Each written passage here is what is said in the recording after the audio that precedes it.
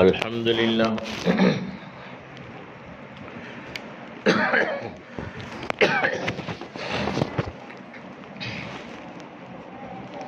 الحمد للہ نحمده ونستعینه ونستغفره ونؤمن به ونتوکل علیہ ونعوذ باللہ من شرور انفسنا ومن سیئات اعمالنا من يهده الله فلا مضل له ومن يضلله فلا هادي له ونشهد أن لا إله إلا الله وأشهد أن محمدا عبده ورسوله أما بعد فأعوذ بالله من الشيطان الرجيم بسم الله الرحمن الرحيم إن الله وملائكته يصلون على النبي يا أيها الذين آمنوا صلوا عليه وسلموا تسليما اللهم صل على محمد وعلى آل محمد كما صليت على إبراهيم وعلى آل إبراهيم إنك حميد مجيد اللهم بارك على محمد وعلى آل محمد كما باركت على إبراهيم وعلى آل إبراهيم إنك حميد مجيد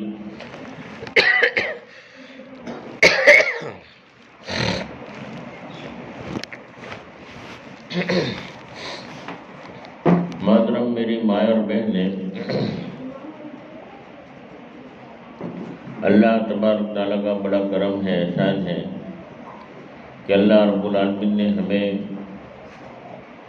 ایمان کی دولت سے نوازا ہے۔ ایمان بہت بڑی دولت ہے۔ ہمیشہ کی جنت میں جانے کے لیے ایمان کا ہونا شرط ہے، اور ہمیشہ کی جہنم سے بچنے کے لیے بھی ایمان کا ہونا شرط ہے۔ ایمان کس کو کہتے ہیں؟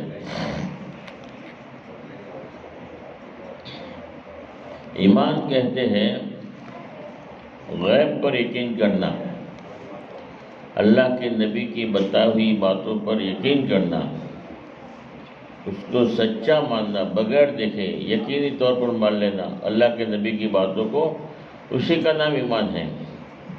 ہم نے جنت نہیں دیکھی، جہنم نہیں دیکھی، اللہ کے نبی نے بتایا تو ہم نے ویسا ہی مان لیا جیسا اللہ کے نبی نے کہا، اسی کا نام ایمان ہے۔ اسی لیے صحابہ کرام فرمایا کرتے تھے کہ ہمارے سامنے جنت بھی رکھ دو اور جہنم بھی رکھ دو، ہمارے ایمان میں کوئی فرق ہی نہیں پڑے گا، ہم نے ویسا ہی مان لیا ہے جیسا آپ نے بتایا۔ غیب پر یقین کرنا، اسی کا نام تو ایمان ہے۔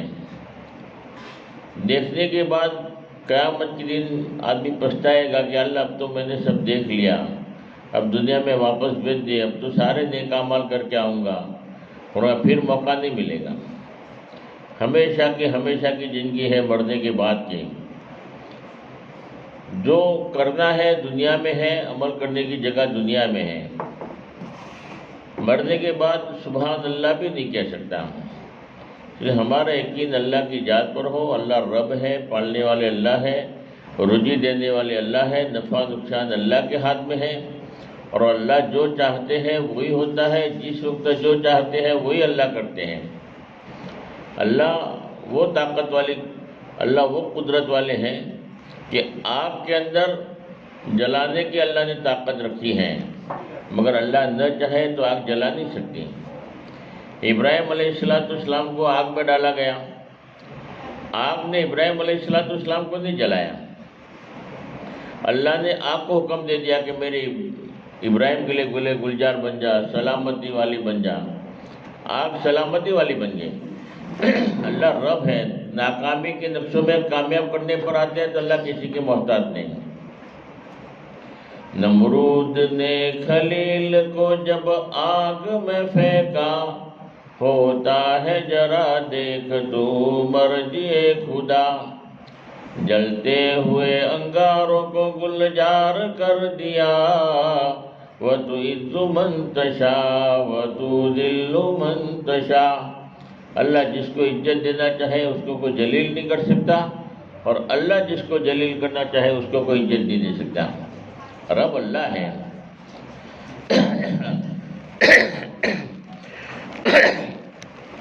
اللہ نے آپ کو حکم دے دیا گلے گلزار بن جا، اور کامیابی کے نقشے فرعون کے پاس، حامان کے پاس، نمرود کے پاس سارے کامیابی کے نقشے موجود ہے، حکومت ہے، پورا کا پورا جو ہے کنٹرول ان کے ہاتھ میں ہے، پیسہ ان کے ہاتھ میں ہے، کامیابی کے سارے نقشے موجود ہیں، مگر اللہ پاک نے کامیابی کے نقشوں میں ناکام کیا فرعون کو، حامان کو، نمرود کو۔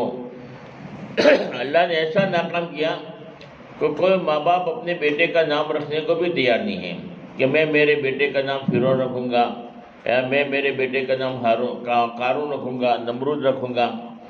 اللہ نے نام کو بھی جلیل کیا، نام رکھنے کو بھی کوئی تیار نہیں ہے۔ تو کامیابی کے نقشوں میں اللہ ناکام کر سکتے ہیں، اللہ رب ہے۔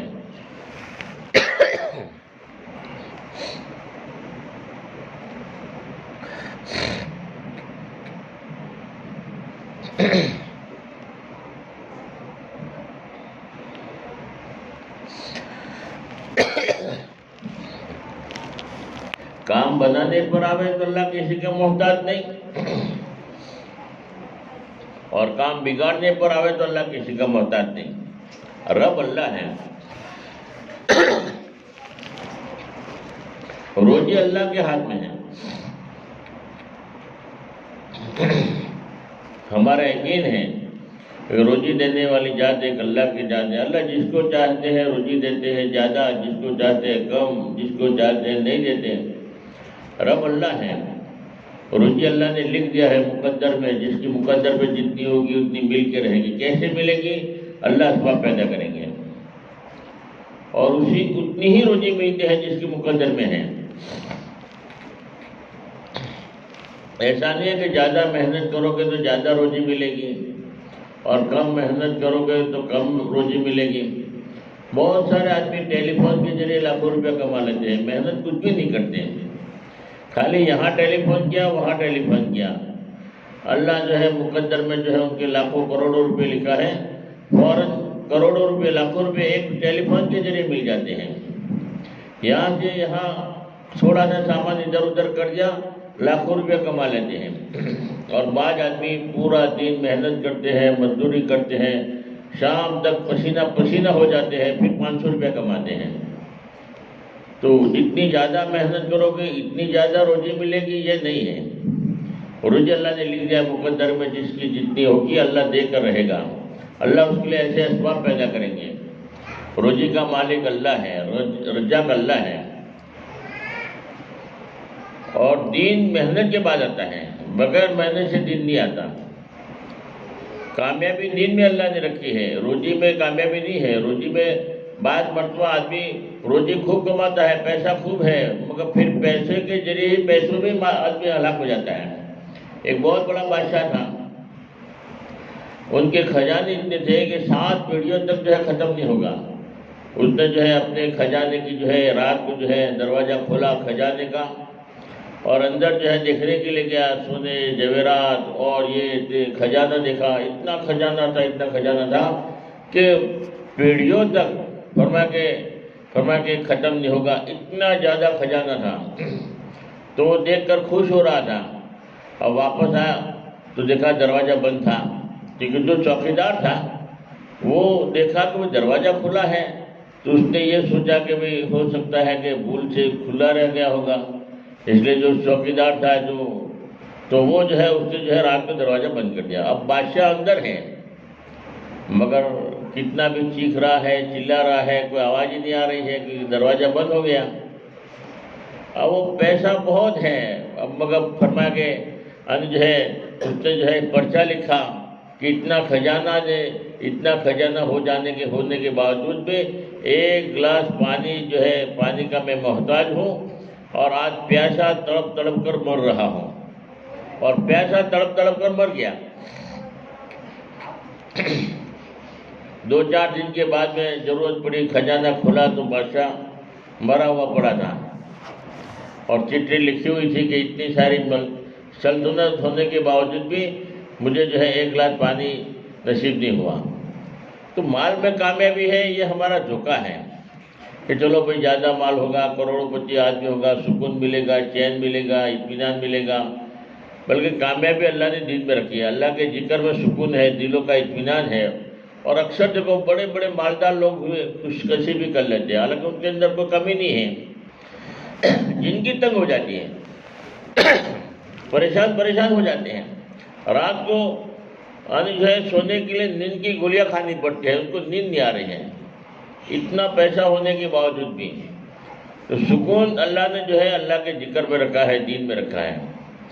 مال میں کامیابی ہوتی تو اللہ ہر ایک کو کامیاب کرتے، جس کے پاس مال ہے تو بہت سارے مال کے نقشے میں ناکام ہوتے ہیں۔ اور اللہ نے قرآن میں واقعات بیان کر کے عبرت حاصل کیا کہ دیکھو مال والے فرعون، حامان، نمرود تھے، اللہ نے ان کو ہلاک کیا۔ تو مال کا مل جانا یہ کامیابی کی علامت نہیں ہے۔ تو ہمارا یقین اللہ کی ذات پر روزی اللہ کے ہاتھ میں ہے۔ بعض مرتبہ آدمی کا جو ہے دنیا کے پیچھے محنت کرتے ہیں، دنیا کی شکلوں کے پیچھے محنت کرتے ہیں، تو جہاں سے ہوتا ہوا نظر آتا ہے اسی پر ہمارا یقین بن جاتا ہے کہ یہیں سے ہوتا ہے۔ دکان سے روزی ملتی ہوئی نظر آتی ہے تو آدمی یہی سمجھتا ہے کہ دکان سے ہی روزی ملتی ہے، آدمی دھوکے میں پڑا ہوا ہے۔ جیسے ایک آدمی ہر مہینے پابندی کے ساتھ میں ایک آدمی کو 10 تاریخ کو 10,000 روپے دیتا تھا پوسٹ ماسٹر، اور ایک سائن کروا لینا تھا، ہر مہینے 10 تاریخ کو آ جاوے اور ایک سائن کروا لے اور 10,000 روپے دے دے۔ تو پاس والے پڑوس ملک ہوا، پڑوس والا جو آدمی نے دیکھا کہ یہ آدمی ہر مہینے آتا ہے 10,000 روپے دے کے چلا جاتا ہے، ایک سائن کروا لیتا ہے، یہ پوسٹ ماسٹر جو ہے بڑا بھلا آدمی ہے۔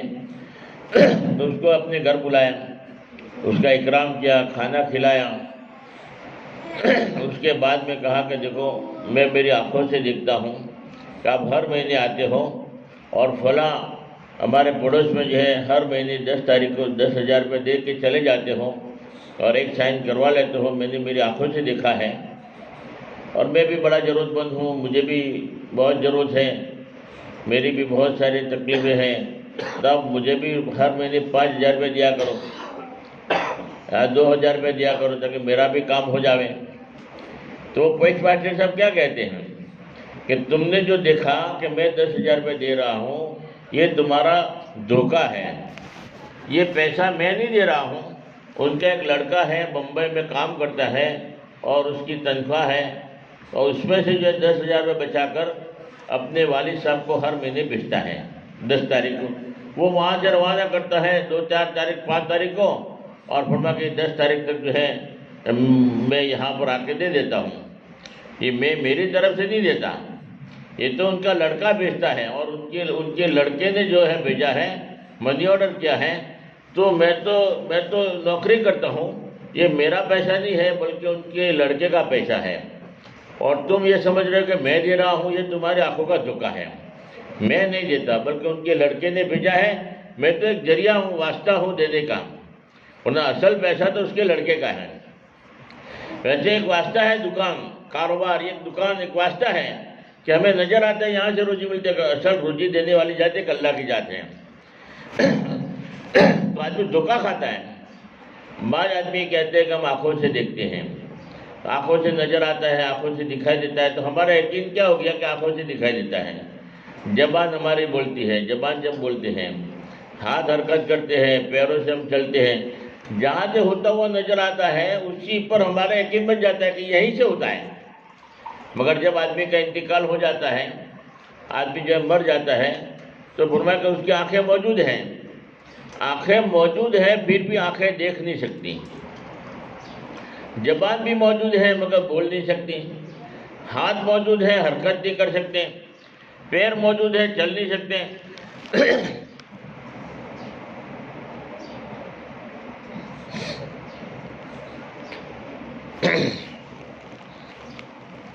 تو فرمایا کہ تم تو زبان دنیا میں تو یہی آواز لگاتے تھے، دنیا میں تو یہی بولتے تھے کہ زبان ہماری بولتی ہے، آنکھوں سے ہمیں دکھتا ہے، تو آنکھیں تو آج بھی موجود ہیں۔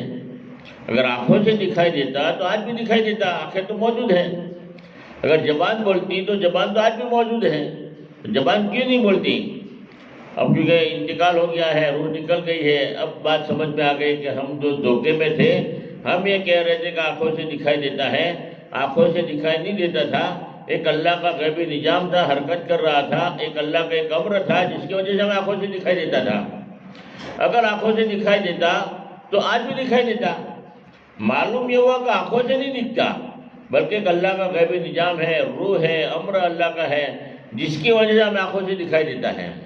ایک اللہ کا غیبی نظام ہے جو ہمیں نظر نہیں آتا، روزی دینے والی ایک اللہ کی ذات، اللہ کا ایک غیبی نظام ہے جو نظر نہیں آتا، اور ہمارا یقین ہے۔ اگر دکان میں کامیابی ہوتی تو بہت سارے دو ہی دکان ہیں، ایک جیسی دکان ہے دونوں کی، وہ بھی 5 بجے کھلتا ہے، یہ بھی 5 بجے کھلتا ہے، یہ بھی 8 بجے بند کرتا ہے، وہ بھی 8 بجے بند کرتا ہے، مگر ایک دکان والا ماشاءاللہ کمائی کرتا ہے، دوسرا دکان والا قرض کرتا ہے، دیوالا نکالتا ہے، نقصان کرتا ہے۔ بولے کیا ہوا؟ بولے دکان میں کامیابی ہوتی تو دونوں کو کامیابی ملتی۔ معلوم ہو کہ اللہ جس کو چاہتے ہیں کامیاب کرتے ہیں، جس کو چاہتے ہیں ناکام کرتے ہیں، جس کو چاہتے ہیں روزی دیتے ہیں، جس کو چاہتے ہیں چھین لیتے ہیں۔ رب اللہ ہے، اللہ جو چاہتے ہیں وہ ہوتا ہے۔ تو ہمارا یقین اللہ کی ذات پر آ جائے کہ کرنے والی یہ اللہ کی ذات ہے، اللہ جو چاہتے ہیں وہی ہوگا، جس وقت جو اللہ چاہے گا وہی ہوگا۔ تو ہمارا یقین اللہ کی ذات پر ہوگا تو ہم کبھی جھوٹ نہیں بولیں گے، کبھی جو ہے دھوکہ نہیں دیں گے، کبھی جو ہے غلط کام نہیں کریں گے، کہ ہمارا یقین اللہ کی ذات پر بنا ہوا ہے تو آدمی زندگی صحیح گزارے گا۔ تو اس یقین کو بنانے کے لیے اللہ کے راستے میں نکالا جاتا ہے۔ کہ آدمی اللہ کے راستے میں نکلتا ہے تو ہدایت کا نور آتا ہے، جب ہدایت کا نور آتا ہے تو اس کو صحیح سمجھ میں آتا ہے۔ ایک آدمی کی تشکیل ہوئی 3 دن کے لیے اللہ کے راستے میں نکلنے کی۔ اب پہلی دفعہ نکل رہا تھا اور بڑا مالدار آدمی تھا، بڑا اللہ نے جو ہے مال دیا تھا، مگر بات سمجھ میں نہیں آئی تھی، لوگوں نے سمجھا کہ 3 دن اللہ کے راستے میں نکلو۔ اب دوسرے جو لوگ جن کی بات سمجھ میں نہیں آتی، یہ دعوت کے کام سمجھ میں نہیں آیا، وہ لوگ کیا کہتے ہیں کہ دیکھو تم 3 دن اللہ کے راستے میں جاؤ گے، 200 روپیہ 300 روپیہ خرچ کرو گے، اس سے بہتر تو یہ ہے کہ 200 روپیہ 300 روپیہ کسی غریب کو دے دو، کسی یتیم کو دے دو، کسی ضرورت مند کو دے دو، اس کے گھر میں کھانا پکے گا۔ اب جماعت میں جاؤ گے 300 روپیہ خرچ کر دو گے 3 دن میں، اس سے بہتر 300 روپیہ کسی یتیم کو دے دو، کسی ضرورت مند کو دے دو، تاکہ اس کے گھر میں چولہا جلے، جس کے پاس کھانا نہیں ہے اس کو کھلاؤ، 300 روپیہ اس کو دے دو۔ تو بعض لوگ ایسا ذہن بناتے ہیں۔ اب جماعت والوں نے کہا کہ نہیں تم اللہ کے راستے میں نکلو۔ اب جماعت والوں نے جو ہے محنت کیا، اس کی بات سمجھ میں آئی، وہ تو اللہ کے راستے میں نکلا 3 دن کے لیے۔ اب 3 دن جماعت میں جانے کے بعد جب واپس گھر پر آیا ہے تو گھر آنے کے بعد اس نے حساب لگایا اور 27 سال کی زکوٰۃ ادا کیا، لاکھوں روپے اس نے زکوٰۃ ادا کیا۔ بتاؤ کتنے غریبوں کا بھلا ہو گیا۔ اب اگر جماعت میں نہ جاتا، ہدایت کا نور نہ آتا، بات سمجھ میں نہ آتی، 27 سال سے بات سمجھ میں نہیں آئی تھی کہ زکوٰۃ فرض ہے، زکوٰۃ ادا کرنا چاہے، زکوٰۃ دینے سے مال کم نہیں ہوتا، زکوٰۃ دینے سے مال کی حفاظت ہوتی ہے، زکوٰۃ دینے سے روزی میں برکت ہوتی ہے، اللہ کا حکم ہے، اللہ کا وعدہ ہے۔ مگر جب اندر ہدایت کا نور نہیں ہوتا تو بات سمجھ میں نہیں آتی۔ اب 3 دن اللہ کے راستے میں نکلا، ہدایت کا نور آیا تو فرمایا کہ ماشاءاللہ 27 سال کی زکوٰۃ ادا کیا۔ ایک آدمی کا چلہ بھی لگا ہوا ہے، 4 مہینہ بھی لگا ہوا ہے، بیرون میں بھی وقت لگا ہوا ہے، اور ماشاءاللہ دیندار ہے۔ مرد میں اگر دینداری آتی ہے تو گھر کے دروازے تک، اور عورت میں دینداری آتی ہے تو پورے گھر میں دینداری آتی ہے۔ مرد کی دینداری گھر کے دروازے تک، اور عورتوں میں دینداری آتی ہے تو پورے گھر میں، پورے سماج میں، پورے برادری میں دین آتا ہے۔ تو ایک آدمی کے 4 لڑکے تھے، سارے کے سارے نافرمان تھے، مانتے نہیں تھے بات کو، اور عورت بھی نافرمان تھی، عورت بھی بات نہیں مانتی تھی۔ اور یہ آدمی ماشاءاللہ ملکوں میں بھی سفر کر کے آیا ہے، 4 مہینے بھی لگائے ہیں، اور بڑا دین کا کام کر رہا ہے، مگر گھر میں کچھ بھی نہیں چلتا۔ گھر میں جو ہے بیوی جو ہے فرما بردار نہیں ہے، بچے بھی فرما بردار نہیں ہے، پریشان تھا۔ اب ایک دن ان کے جو 4 لڑکے تھے فجر کی نماز میں آئے، تو محلے والوں کو بھی بڑا تعجب ہوا کہ کبھی ان کے لڑکے نماز میں نہیں آتے، اور آج چاروں لڑکے فجر کی نماز میں نظر آ رہے ہیں۔ تو حاجی صاحب کو پوچھا بھائی خیریت تو ہے؟ کیا چاروں لڑکے فجر کی نماز میں آ رہے ہیں؟ آج تو ایک تعجب ہو گیا کہ 4 لڑکے فجر کی نماز میں نظر آ رہے ہیں، کیا بات ہوئی؟ بات سمجھ میں نہیں آ رہی۔ تو حاجی صاحب نے یوں کہا کہ میری بیوی نے جو ہے 3 دن اللہ کے راستے میں لگائے۔ اب بیوی کے 3 دن لگنا، ہدایت کا نور آ گیا، اب گھر کا ماحول بن رہا ہے، گھر میں جو بچے نماز نہیں پڑھتے فجر کی نماز میں آ گئے۔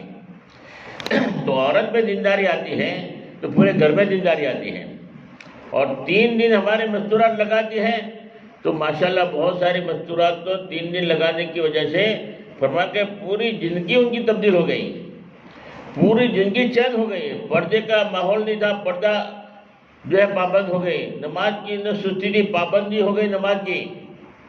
بہت ساری ماں بہنیں 3 دن لگانے کے بعد پوری زندگی تہجد ادا نہیں ہوئی، تہجد کی پابند ہو گئی۔ احساس پیدا ہوتا ہے اللہ کے راستے میں نکلنے کے بعد، یعنی دینداری آتی ہے، گھر میں دین کا ماحول بنتا ہے، احساس پیدا ہوتا ہے۔ ماں بہنوں کے دل بڑے نرم ہوتے ہیں، ہاں تھوڑی سی اگر بات ہوتی ہے فوراً دل پر لے لیتی ہیں۔ ہمارے ایک مولانا نے ایک جگہ بیان کیا، پردے کے متعلق بیان کیا بیرون میں، تو جتنی بھی مستورات تھیں انہوں نے جو ہے توبہ کیا اور استغفار کیا اور پردے کا ماحول بنایا۔ تو بہت سارے ماں بہنوں نے اپنے گھر سے جو ہے برقعہ منگوایا اور برقعہ پہن کر واپس ہوئی۔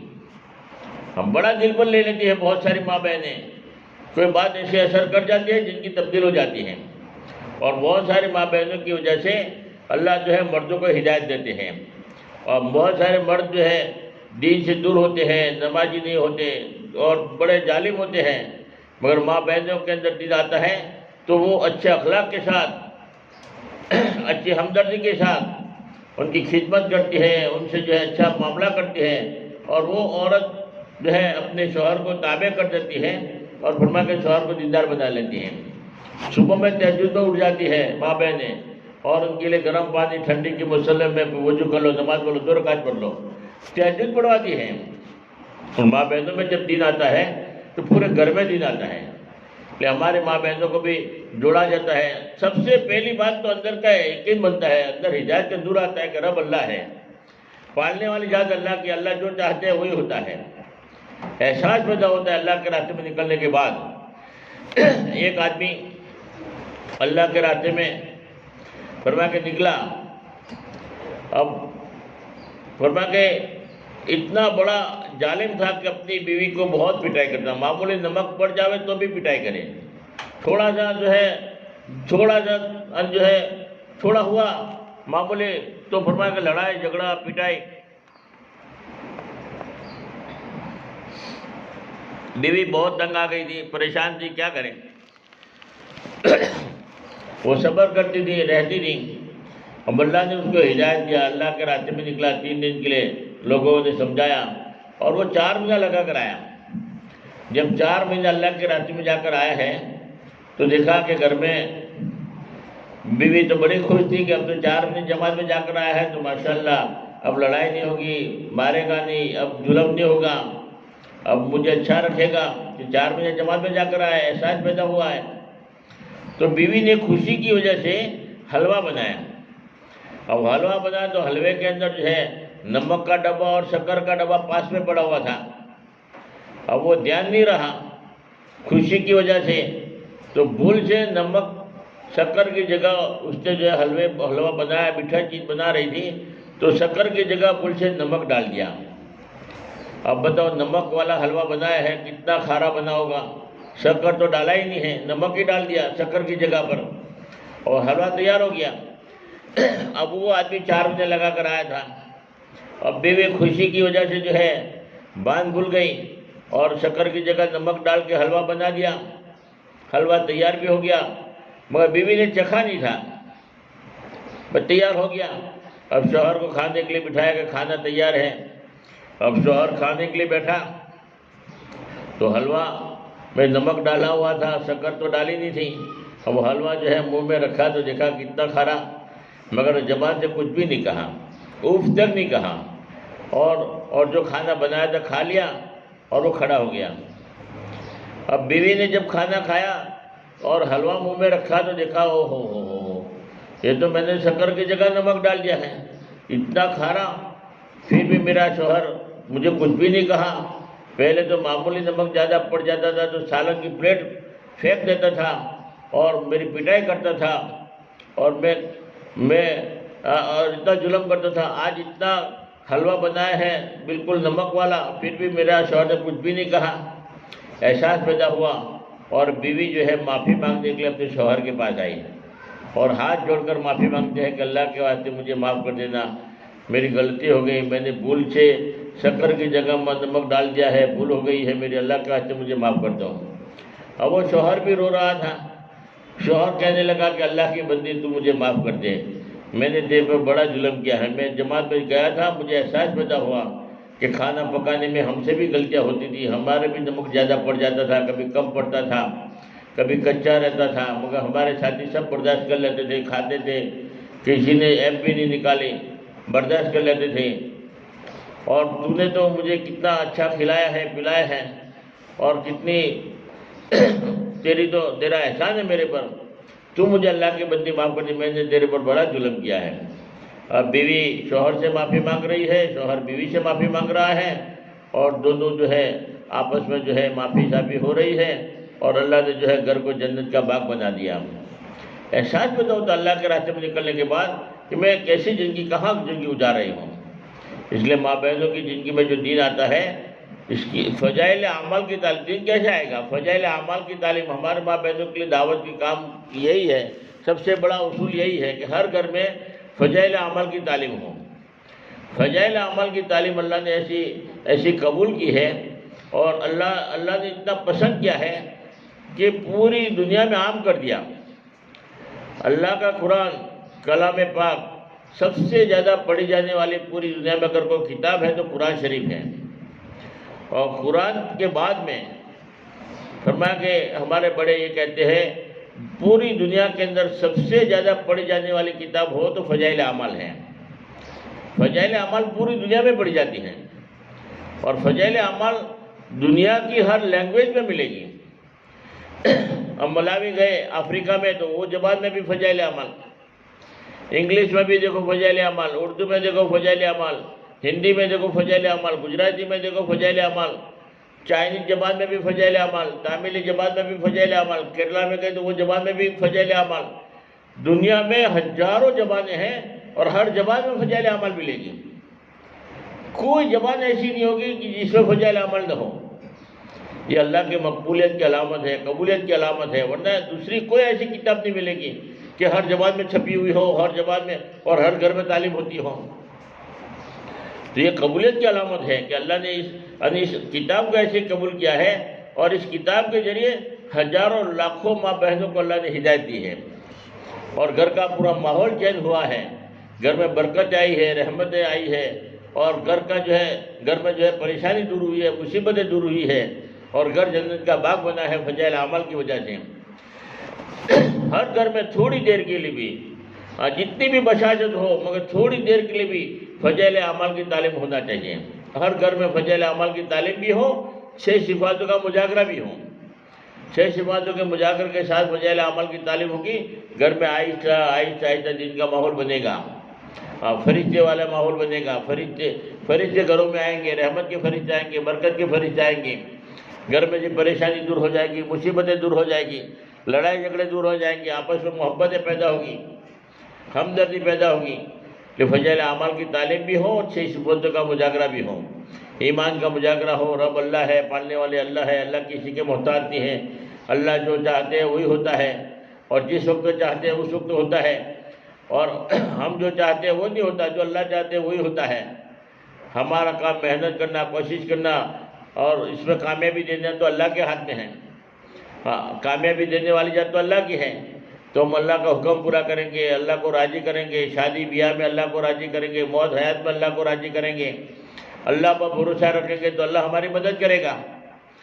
تو ہمارا یقین اللہ کی ذات پر ہو۔ آج ایک ماحول ہے کورونا کا، بہت سارے لوگ جو ہیں اس بیماری کی وجہ سے نہیں مرتے بلکہ ڈر کی وجہ سے مر جاتے ہیں۔ ان کے اندر اللہ کا ڈر اللہ کا ڈر ہوگا تو کسی کا ڈر نہیں، ہر ایک کا ڈر اللہ سے نکال دیں گے۔ صحابہ کرام کے زمانے میں اللہ کا ڈر تھا تو کسی کا ڈر نہیں تھا۔ ہاں، جب فرمایا کہ آگ کا بھی ڈر نہیں تھا کہ آگ نقصان پہنچائے گی،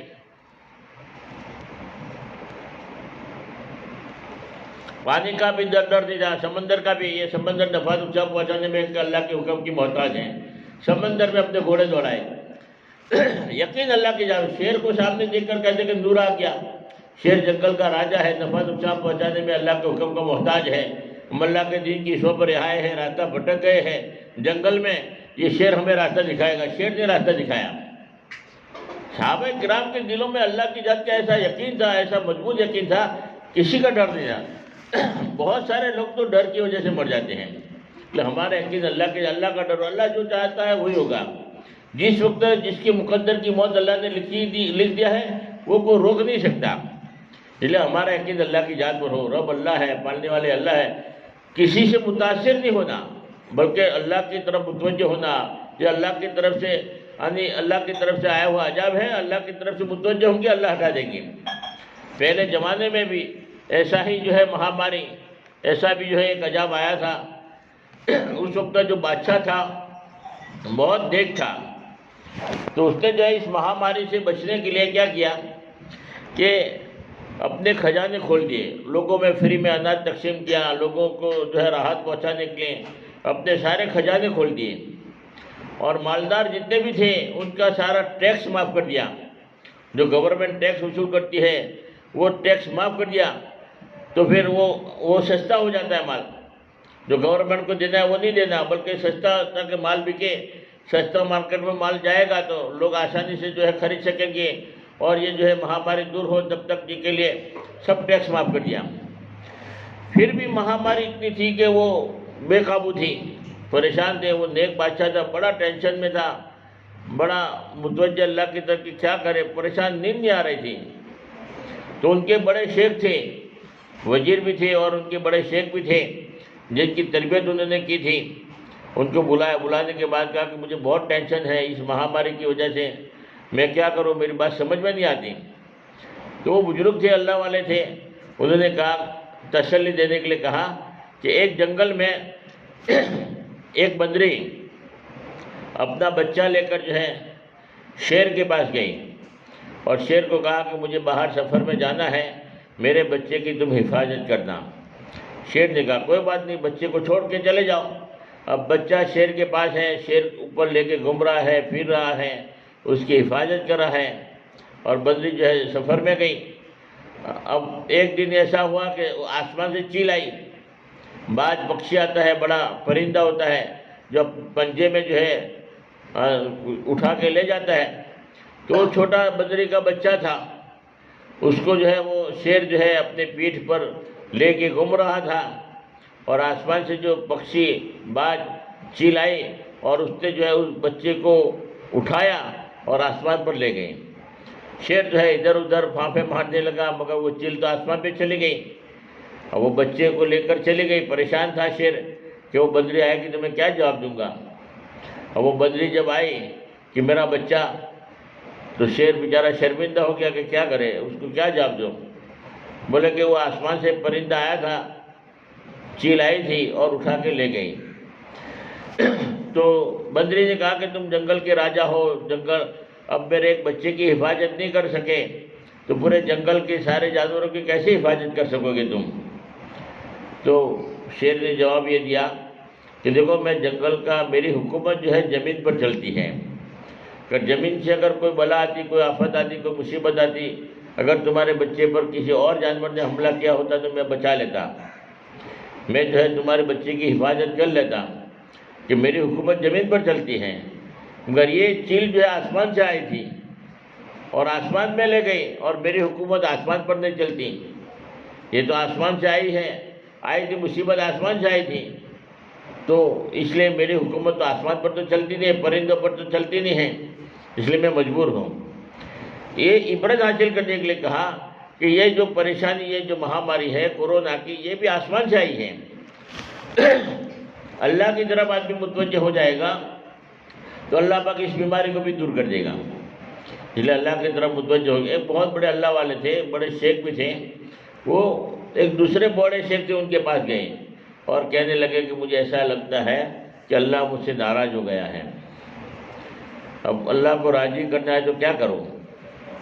تو بہت بڑے شیخ تھے, انہوں نے کہا کہ تم اتنے بڑے اللہ کے ولی ہو, اتنے بڑے اللہ جی تمہارے ہزاروں مرید ہو, اور میں تم کو کیا نصیحت کروں.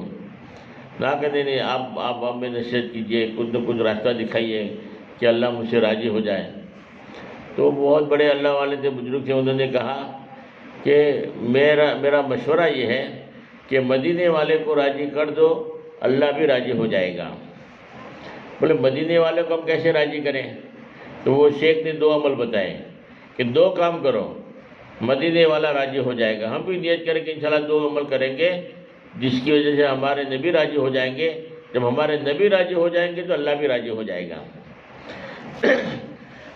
تو بولے 2 کام کرو. پہلا کام کیا کرنا ہے کہ زیادہ سے زیادہ درود پاک پڑھو. جو آدمی درود پاک کی کثرت کرتا ہے اللہ کے نبی راضی ہو جاتے ہیں. اللہ کے نبی نے فرمایا کہ جو درود پڑھتا ہے کثرت کے ساتھ میں, کل قیامت کے دن میں اس کو جنت میں داخل کروں گا, میں اس کی سفارش کروں گا. جب تک جنت میں داخل نہ کروں تب تک اس کا ہاتھ بھی نہیں چھوڑوں گا. اللہ اتنے محبت کرتے ہیں. کل قیامت کے اللہ کے قریب ہوگا, اللہ کے نبی کے قریب ہوگا جو درود پاک کثرت سے پڑھتا ہے. اور فضائل میں لکھا ہے, اعمال میں لکھا ہے کہ جو آدمی درود پاک کی کثرت کرتا ہے موت سے پہلے اپنا ٹھکانہ جنت میں دیکھ لیتا ہے. درود پاک بہت بڑا عمل ہے, بہت بڑا عمل ہے. اللہ کے نبی کو راضی کرنے کے لیے سب سے زیادہ اہتمام درود پاک کا کرنا چاہیے. اللہ کے نبی سے محبت کی علامت ہے. جو زیادہ سے زیادہ درود پاک پڑھتا ہے اللہ بھی اس سے راضی ہو جاتے ہیں. تو ایک عمل تو یہ کرو کہ درود پاک خوب پڑھا کرو. اور دوسرا عمل کیا کرنا ہے؟ دوسرا عمل یہ کرنا ہے کہ ایک سنتوں کو جان کر ادا کرو. معلوم کرو اور پھر اس کو ادا کرو. ایک سنتوں کا اہتمام. سنتوں کا کیسے اہتمام کرنا؟ فرمایا کہ جیسے مثال کے طور پر پانی پینے کا تقاضا نہیں ہے, مگر آپ سنت زندہ کرنے کے لیے سے پانی پیو کہ میں میرے نبی کے طریقے پر پانی پیوں, ایک سنت زندہ ہو جائے گی. اب تقاضا نہیں, پھر بھی تقاضا پیدا کرو اور عمل کرو سنت زندہ کرنے کے لیے سے. کھانے کے لیے بیٹھو تو پہلے معلوم کرو کہ کون سی سنت ہے, کس طریقے سے بیٹھتا سنت ہے. آدمی جو ہے 3 طریقوں میں سے کسی ایک طریقے پر بیٹھے سنت زندہ کرنے کی نیت سے. اور کھانے میں فرمایا کہ اللہ کا ذکر کرتے ہوئے کھائے, اور جتنے بھی چھوٹے چھوٹے لقمے کھائے کہ میرے نبی کی سنت ہے اس لیے میں چھوٹے چھوٹے لقمے بنا کر کھاؤں, چبا کے کھاؤں. کھانے میں عیب نہیں لگانا کہ میرے نبی کی سنت ہے میں عیب نہیں لگاؤں گا.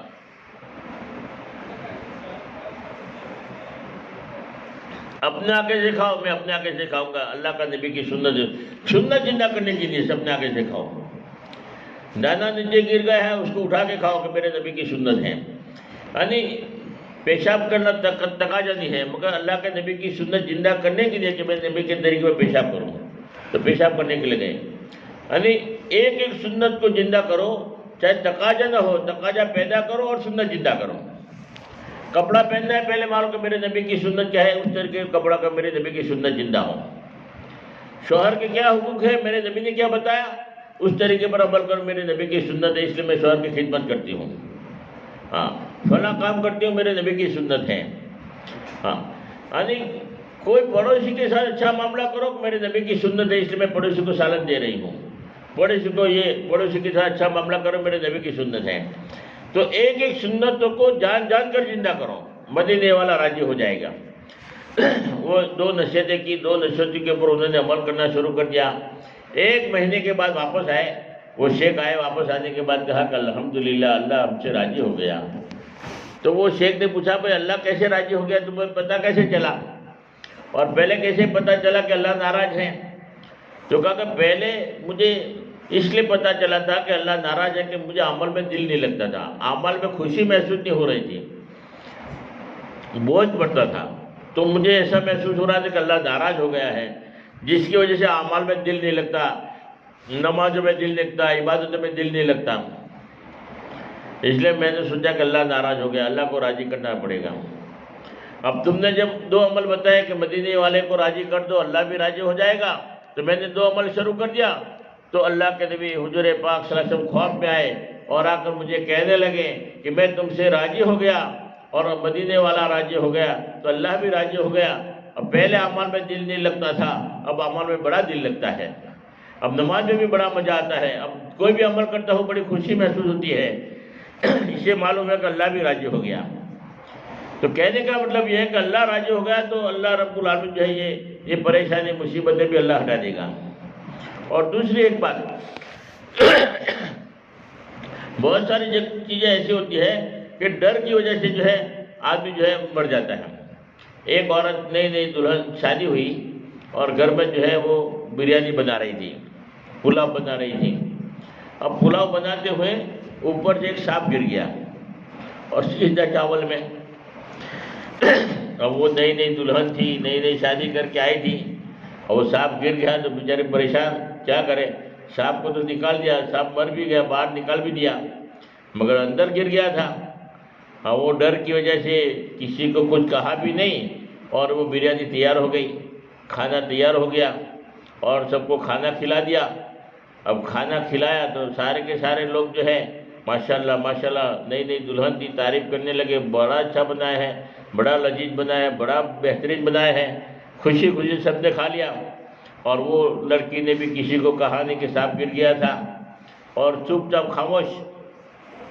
1 مہینے کے بعد دوسری مرتبہ جب بریانی بنائی تو پہلی مرتبہ تو سانپ گر گیا تھا، بتایا نہیں تھا۔ اب دوبارہ جب بریانی بنائی تو ماشاءاللہ اس نے اپنے انداز سے اچھی بنائی بریانی۔ اب دوسری مرتبہ بھی سب کھانے کے لیے بیٹھے تھے تو وہ کیا کہہ رہے تھے کہ پہلی دفعہ بریانی بنائی تھی وہ تو بہت لذیذ بنائی تھی، اب کی مرتبہ جو بریانی بنائی ہے اس سے پہلی مرتبہ تم نے بنائی تھی 1 مہینے پہلے تو وہ اور زیادہ ٹیسٹ والی بریانی بنی تھی۔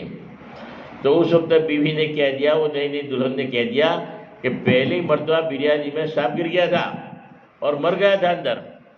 اور وہ سانپ کا بات سنتے ہی 2 آدمیوں کو اٹیک آ گیا، ڈر کی وجہ سے مر گئے اور ساتھ بے ہوش ہو گئی۔ تو کیا ہوا؟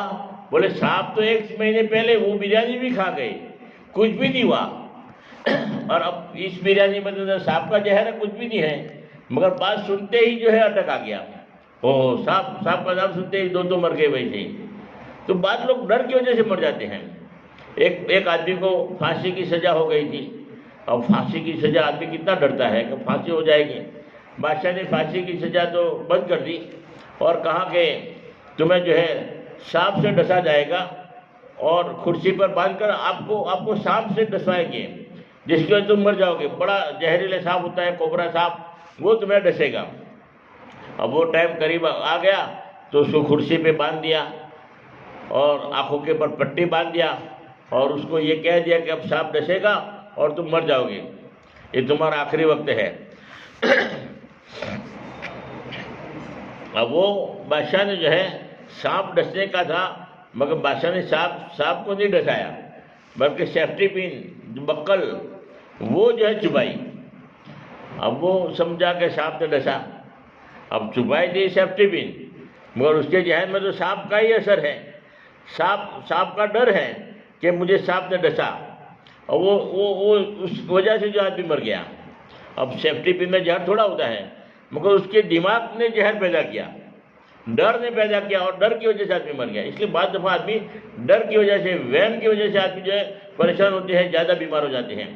ایک عورت تھی کہ وہم بہت تھا، کیا مجھے ڈاکٹروں کے پاس لے کے بہت علاج کرایا، ڈاکٹر کا کچھ بھی نہیں ہے، سارے نارمل رپورٹ ہیں، مگر وہ عورت کہتی کہ مجھے کسی نے کچھ کروایا ہے، مجھے کسی نے کچھ کروایا ہے، اور دبلی ہو گئی تھی، پتلی ہو گئی تھی، اور بیماریاں بھی فرما کے نہیں تھی، مگر پریشان تھی وہ وہم کی وجہ سے۔ ایک مولانا کے پاس گئے، ماشاءاللہ بڑے سمجھدار مولانا تھے، ان کو دکھایا، اور مولانا نے چیک بھی کیا، اور چیک کرنے کے بعد کہا کہ بیماری تو کچھ بھی نہیں ہے، کسی نے کچھ کرایا بھی نہیں ہے، مگر مولانا نے دل میں یہ سوچا کہ اگر میں نے اس کو یوں کہہ دیا کہ تمہیں کچھ بھی نہیں ہے اور کسی نے کچھ نہیں کرایا، تو اس کا وہم نہیں نکلے گا، وہ کہے کہ مولانا کچھ جانتے ہی نہیں ہیں، دوسرے مولانا کے پاس جانا پڑے گا، ان کو کچھ بھی پتہ نہیں چلتا، ان کو نالج زیادہ نہیں ہے، اس لیے اس کے دل میں تو وہم باقی رہے گا۔ اس لیے مولانا نے جان بوجھ کر اس کا وہم نکالنے کے لیے کہا کہ تمہارے اندر کچھ اثر تو ہے، میں آپ کو تعویذ دیتا ہوں اور یہ پانی دیتا ہوں، اور آپ 1 ہفتے تک جو ہے پانی پینا اور یہ تعویذ جو ہے اس کو باندھنا اور یہ کرنا عمل بتائے، 1 ہفتے کے بعد تم گھوڑے جیسے ہو جاؤ گے، کوئی سارے کے سارے اثرات ختم ہو جائے گی، گارنٹی کی اتنی تسلی دیا کہ اب تمہیں کسی جگہ بتانے کی ضرورت نہیں پڑے گی، ساری کی ساری تکلیف تمہاری 1 ہفتے میں دور ہو جائے گی، مگر یہ تعویذ پابندی کے ساتھ تمہیں جو ہے پینا ہے۔ اور یہ کیا ہے، اور ان کے جو جتنے رشتے دار تھے، سارے رشتے دار تھے،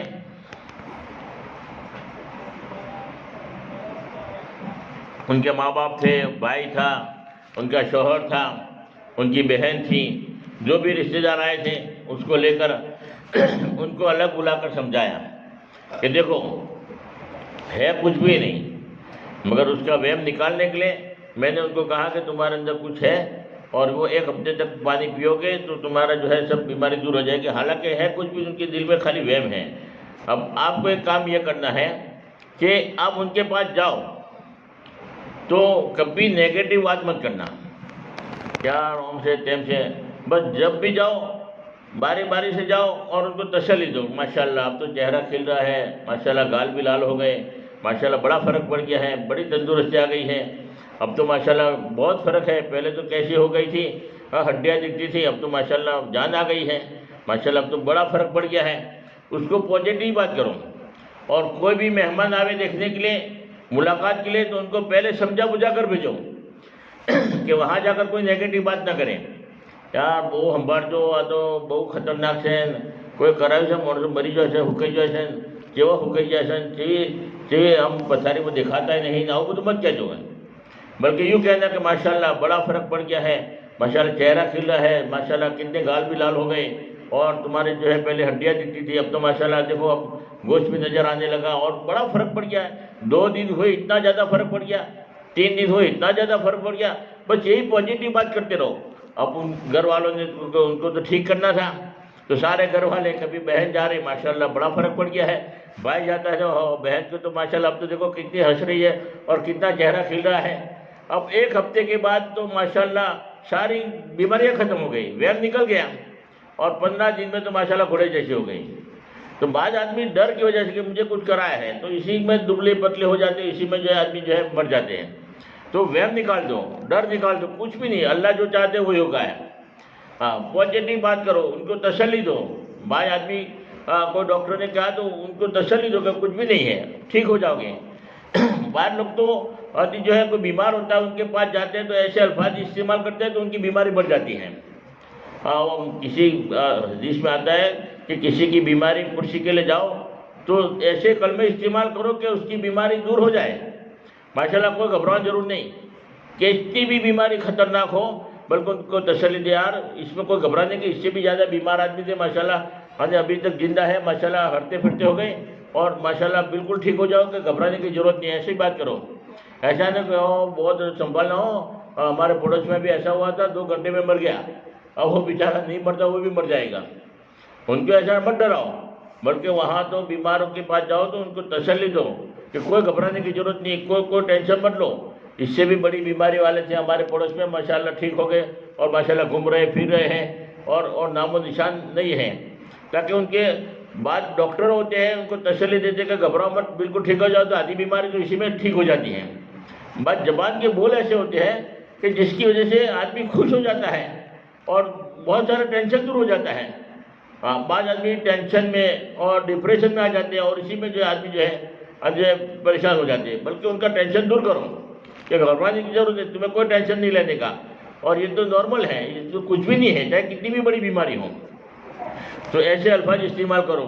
آج بہت سارے ماں بہنوں کا ایسی بات کرتے ہیں کہ بیچارے کی بیماری بڑھا کے آ جاتی ہے، جو تھی ان کے اندر اور زیادہ نمک ڈال کے آ جاتے ہیں۔ ایسا نہیں کرو، بلکہ کام ایسا کرو کہ لوگ خوش رہو۔ ایک بادشاہ تھا، بادشاہ نے خواب دیکھا، خواب میں کیا دیکھا کہ تمہارے منہ میں سے 32 سے 32 دانت ٹوٹ گئے اور گر گئے، 32 سے 32 دانت۔ اور صبح میں دیکھا کہ اس خواب کی تعبیر کیا بتانا۔ سب سے بہترین جاننے والا کوئی ہے خواب کی تعبیر دیکھنے والا، تو سچی تعبیر بتاؤ، اس کو بلاؤ۔ اس کو بلایا، بلانے کے بعد اس نے خواب کی تعبیر کیا۔ مگر میں کہتا ہوں کہ آدمی کی زبان میٹھی ہو، اچھی زبان ہو۔ اب بعض دفعہ زبان اچھی نہیں ہوتی تو آدمی کو غصہ آتا ہے، بات وہی کہتا ہے، مگر انداز صحیح نہیں ہوتا تو اس سے نقصان ہوتا ہے۔ اس نے تعبیر کیا بتائی کہ بادشاہ سلامت، تمہارے خواب کی تعبیر یہ ہے کہ تمہارا پورا خاندان، تم اپنی آنکھوں سے جو ہے پورا خاندان تمہارا برباد ہو جائے گا، تمہارا پورا خاندان جو ہے مر جائے گا، اور تم ایک ایک کو اپنے آنسوں سے قبر میں دفن کرو گے۔ کبھی ماں کو دفن کرو گے، کبھی بیٹے کو دفن کرو گے، کبھی بیوی کو دفن کرو گے۔ تمہارے خاندان میں جتنے بھی لوگ ہیں تم اکیلے فرمایا کہ جو ہے اپنے آنکھوں سے سارے کے ساری لوگوں کو دفناؤ گے اور اپنے آنکھوں سے جو ہے ختم ہوتا ہوا دیکھو گے۔ بادشاہ کو اتنا غصہ ہے کہ میرا پورا خاندان برباد کرنے کے لیے بیٹھا ہے تو، اور تو نے ایسی تعبیر بتایا کہ میرا پورا خاندان برباد ہو جائے گا۔ بس اس کو پھانسی چڑھا دیا۔ بڑا غصے ہو گیا بادشاہ نے۔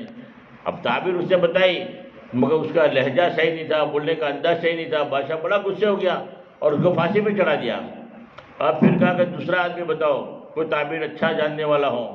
اب دوسرا ایک آدمی بڑا ماہر تھا تعبیر دینے والا، اس کو بلایا۔ بلانے کے بعد اپنا خواب بتایا کہ ایسا ایسا خواب آیا ہے۔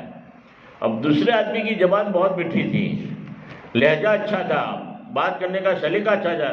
جب ہم بیماروں کے پاس جاتے تو اگر بات کرنے کا انداز اچھا ہوتا ہے تو اس کی بیماری دور ہو جاتی ہے، خوش ہو جاتا ہے، تسلی ہو جاتی ہے۔ بات وہی کرتا ہے مگر انداز اچھا ہونا چاہیے۔ اب دوسرے آدمی کا اچھا انداز تھا، اس نے تعبیر وہی بتائی مگر اس کا کہنے کا انداز کیسا اچھا تھا۔ اس آدمی نے کہا کہ بادشاہ سلامت، آپ بڑے نصیب دار ہوں، بڑے خوش نصیب ہو کہ اللہ نے آپ کی عمر بہت بڑھا دیا ہے، اور اتنی عمر بڑھا دی کہ آپ کی ماں سے بھی زیادہ آپ کی عمر ہے، آپ کے بیٹے سے بھی زیادہ آپ کی عمر ہے، آپ کی بیوی سے بھی زیادہ ہو، آپ کے پورے خاندان میں جتنے بھی لوگ ہیں سب سے زیادہ عمر اللہ نے آپ کی لکھ دیا ہے۔ آپ تو بڑے سمجھدار ہو، بڑے خوش نصیب ہو کہ آپ کی عمر بہت لمبی ہے۔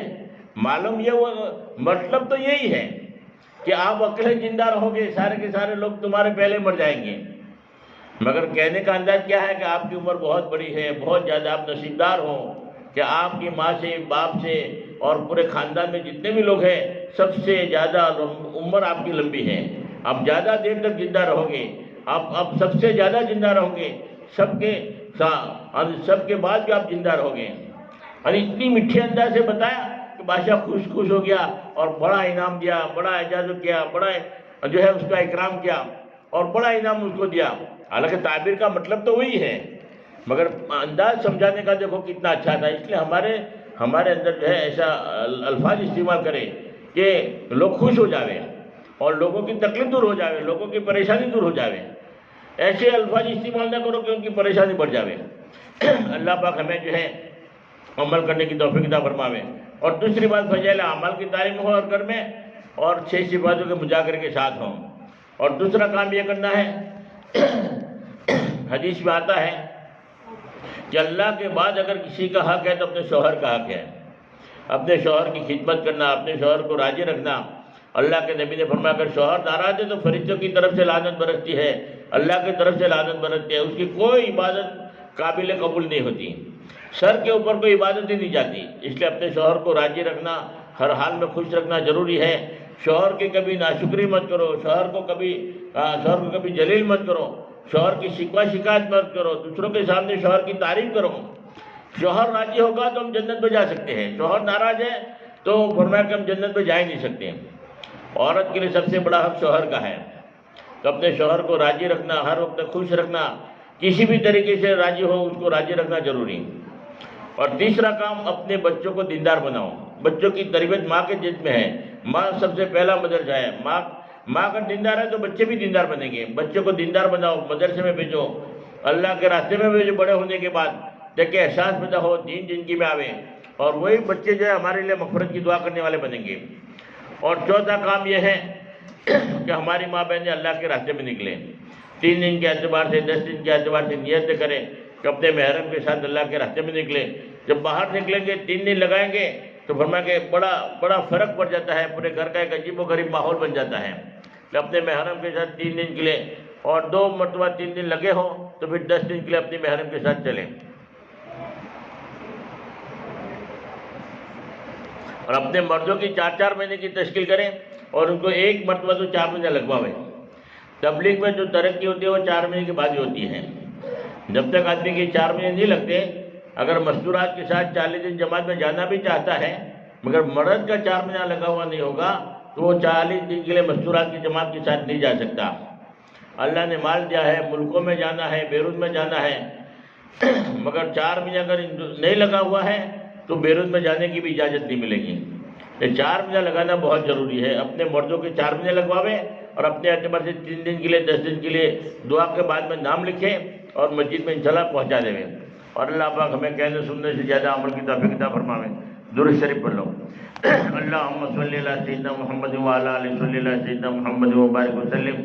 یا اللہ جتنی بھی ماں بہنیں یہاں جن کی صحبت بیٹھی ہے، جڑی ہے، سب کو حج بیت اللہ نصیب فرما، سب کی جائز مقاصد حاجتوں کو پوری فرما، سب کو بہترین نعم البدل عطا فرما۔ اسی طریقے سے بار بار مسجد اللہ دین کی محفل میں آنے کی توفیق عطا فرما، دین کی تقاضوں پر چلنے کی توفیق عطا فرما۔ 3 دن کے لیے 10 دن کے لیے ہماری ماں بہنوں کو قبول فرما، اور یہاں سے 4 مہینے کے لیے مردوں کی جماعتیں نکلے ایسی شکل صورتیں پیدا فرما۔ یا اللہ ہماری اس عبادت خانے کو آباد فرما، فجر کی نماز میں بھی ہماری عبادت خانے کو آباد فرما، 5 نمازوں میں یا اللہ پورے محلے کے 100% نمازی بن جائے ایسی شکلیں صورتیں پیدا فرما۔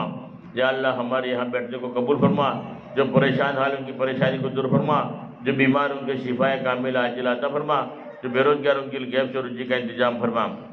یا اللہ ہمیں دعا مانگنا بھی نہیں آتا، جو مانگا وہ بھی عطا فرما، مانگنے سے رہ کے اپنی شان عطا فرما۔